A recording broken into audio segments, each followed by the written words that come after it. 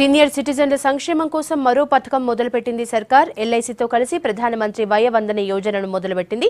Single instalment తో 10 ఏళ్ల దాకా పెన్షన్ ఇచ్చే ఫెసిలిటీ కల్పించారు. 1,50,000 నుంచి 7.5 లక్షల దాకా ఇందులో పెట్టుబడి పెట్టొచ్చు.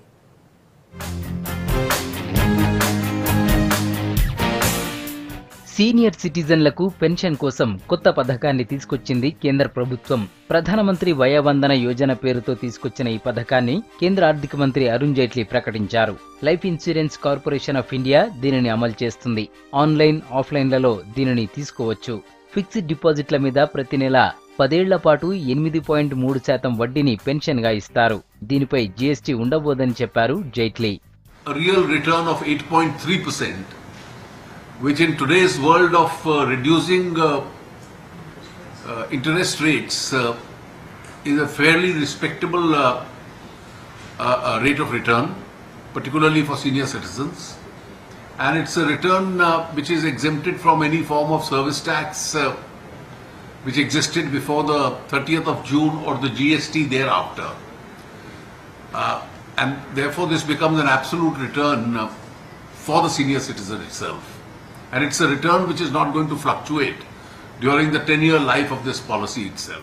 60 ఏళ్ల వయసు దాటిన వారెవరైనా 1,50,000 నుంచి 7.5 లక్షల దాకా PMVVYలో పెట్టుబడి పెట్టవచ్చు.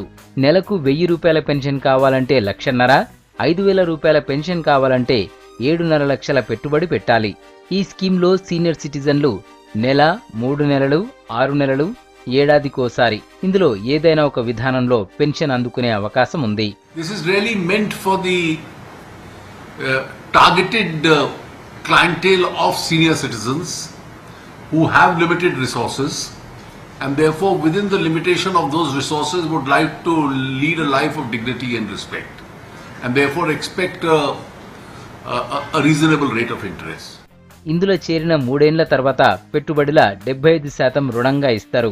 దీని మీద 10% వడ్డీ వసూలు చేస్తారు. 10 ఏళ్లు పూర్తయినాక పెట్టుబడి డబ్బు రిటర్న్ ఇచ్చేటప్పుడు అందులోకెళ్లి అసలు తీసుకుని మిగిలిన డబ్బులు ఇస్తారు. తీవ్రమైన వ్యాధులు వస్తే 98% డబ్బులు ఇస్తారు.